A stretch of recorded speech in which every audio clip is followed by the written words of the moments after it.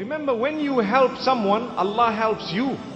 We know the hadith of Abu Hurairah radiallahu anhu, powerful narration. من نفس عن مؤمن كربة من كرب الدنيا نفس الله عنه كربة من كرب يوم القيامة. You need to know what it means, and you need to know it is valid.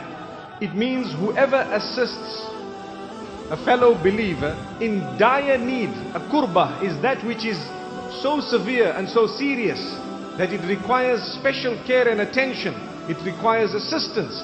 If you help your brothers and sisters in that particular condition of dire need, and you've gone out of your way to alleviate their suffering in any way, Allah says, if that happened in this world, you need to know that we will alleviate your suffering on the Day of Judgment. What an easy way of preparing for the Day of Judgment.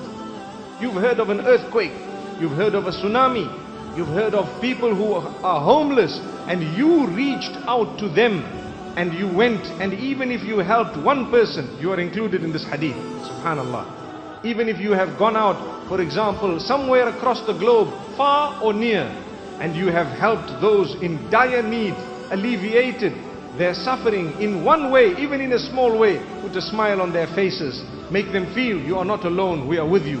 Subhanallah. You will find on the Day of Judgment, Allah subhanahu wa ta'ala will reach out to you, and Allah will call you out by name, and Allah subhanahu wa ta'ala will create ease for you and me on that day. May we be from amongst those who can help one another.